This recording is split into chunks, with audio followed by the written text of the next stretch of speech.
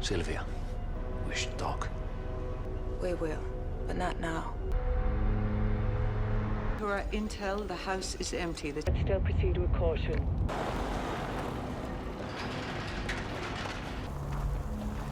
Unlocking.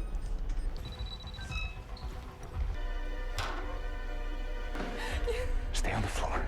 There's a child in one of these bedrooms. I shot a child. Come on, breathe! We have to go!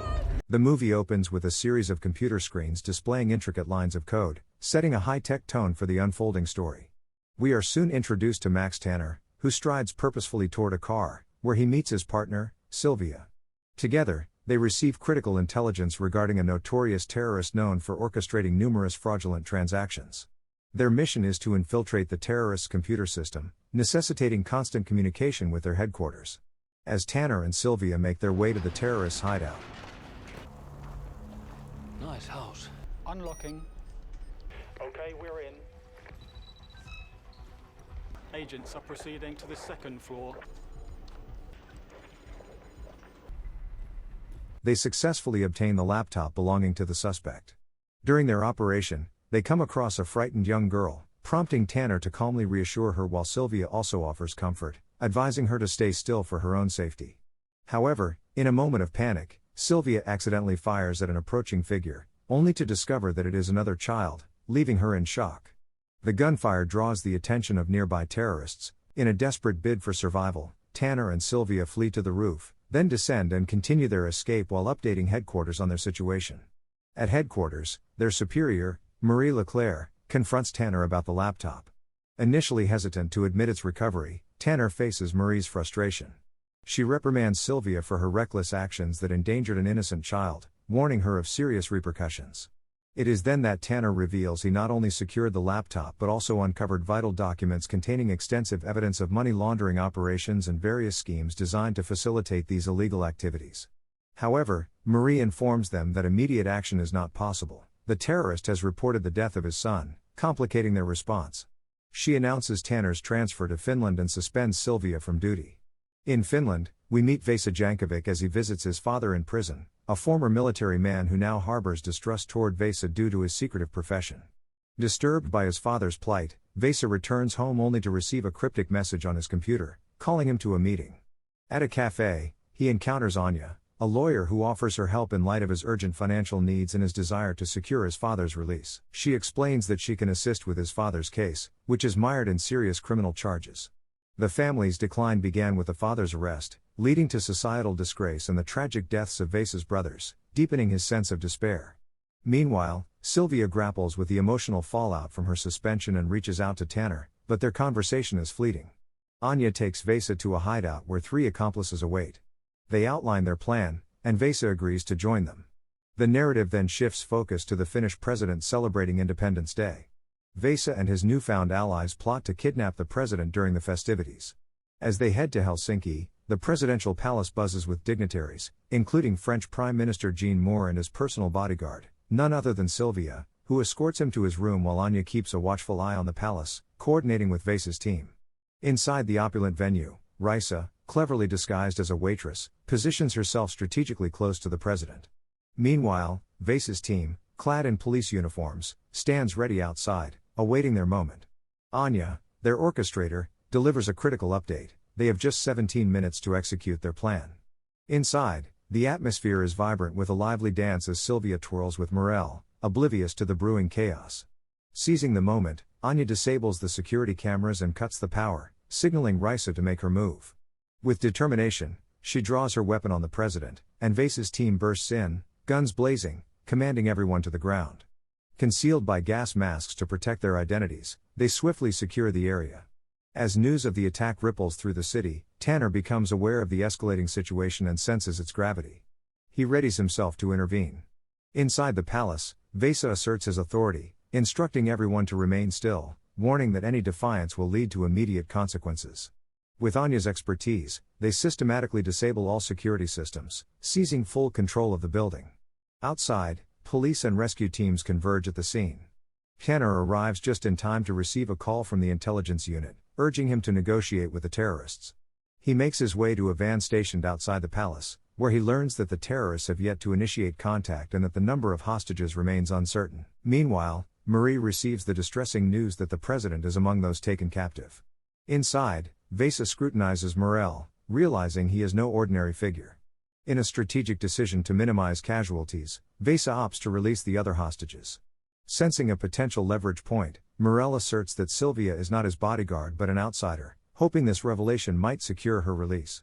This prompts Vesa to reach out to Tanner for negotiations, insisting on the immediate release of all hostages, especially the women. Gradually, hostages are allowed to exit the building, but both the president and Morel remain confined in separate rooms. Vesa reassures Tanner of the hostages' safety, alleviating his immediate concerns. Through Anya, he articulates his demands: first, a temporary release for his father; second, a plane for their escape; and third, a cryptocurrency expert to facilitate their financial demands. Tanner seeks guarantees regarding the safety of both the president and Morel before moving forward. Once assured of their well-being, he agrees to Vesa's demand for 100 million euros in Bitcoin. As snipers take their positions around the building, poised for any signs of trouble, inside preparations are underway for a safe extraction of hostages dressed in jumper suits. Vesa confronts the president about decisions that have cost countless lives, expressing his deep-seated anger over the loss of his family and the lack of acknowledgement for their sacrifices. The president defends his actions by highlighting their broader implications for Europe and shared responsibility. He reveals a personal connection: his own mother was among those lost, underscoring his emotional investment in this crisis. Meanwhile, Vesa's father watches intently as the Bitcoin ransom is transferred to the designated account at the presidential palace. With conditions met and confirmation of funds received, a helicopter descends nearby. Tanner instructs Vesa to begin releasing hostages one by one, marking a pivotal moment in this tense standoff. Tanner insists on thoroughly checking his father for explosives or listening devices, ultimately finding nothing suspicious. Meanwhile, all hostages are dressed in attire mirroring that of Vesa's team as they prepare to board the helicopter.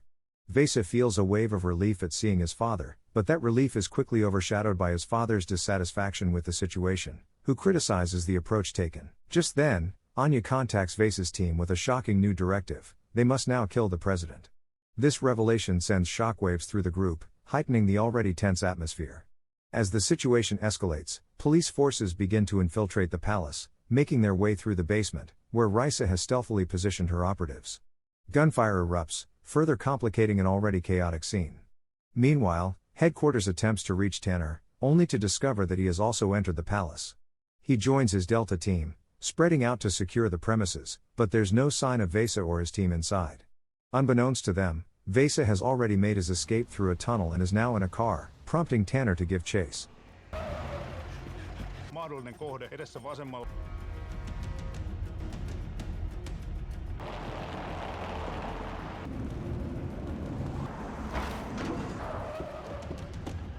The pursued vehicle eventually pulls into a parking lot, where its occupants switch cars under Tanner's watchful eye. As they resume their flight, the occupants become aware of Tanner's pursuit. The lead car accelerates dramatically,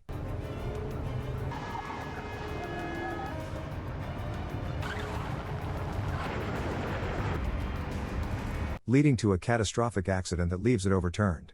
Upon investigation, they find only the driver alive, who is shot upon realizing that Vesa has slipped away. Meanwhile, Vesa and his team manage to board a plane, cleverly disguised as flight attendants.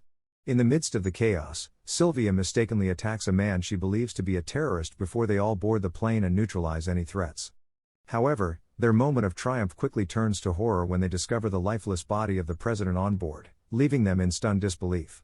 Anya contacts Vesa to confirm the success of their mission, allowing him to move toward his waiting helicopter for an escape. Yet, headquarters catches wind of their plan.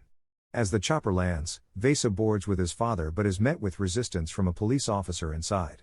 A fierce brawl ensues, culminating in a tragic stray bullet striking Vesa's father amidst the chaos. In the aftermath of this turmoil, Vesa and his team manage to eliminate their adversaries and secure their getaway. After crossing into Finland, Tanner grows increasingly anxious upon learning of their location. He contacts Marie, who informs him that they've tracked the plane to an abandoned factory where Belarusian authorities hold no jurisdiction. Determined to intervene, Tanner decides to join the operation. Meanwhile, Vesa bribes military officials for weapons and a vehicle against the backdrop of widespread news regarding the Finnish president's assassination, which plunges Finland into turmoil. At the Belarusian border, Tanner meets Jonesy and Sinclair, Belarusian soldiers who agree to assist him in reaching the factory. Simultaneously, Vesa arranges a rendezvous with another criminal figure, Leonid Titov. However, their meeting quickly turns hostile, resulting in a fierce firefight that leaves only Vesa, Sylvia and Morel alive as captives. Monitoring this violent turn of events, Marie reports back to Tanner. Leonid Titov recognizes Morel's significance due to Sylvia's extensive European operations and sees him as crucial for his own plans. He forces Morel to deliver a speech while dressed in Russian military attire, aiming to sway global perception.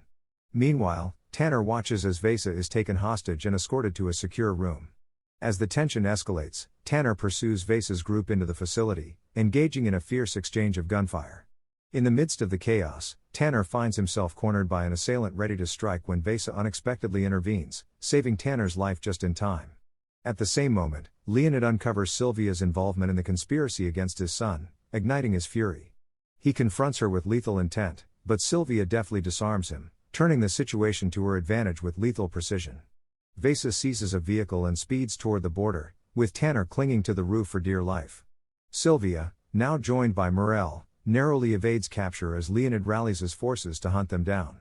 Anticipating their pursuit, Sylvia calls for a government airstrike, supported by helicopters, to facilitate their escape. Take cover! Take cover!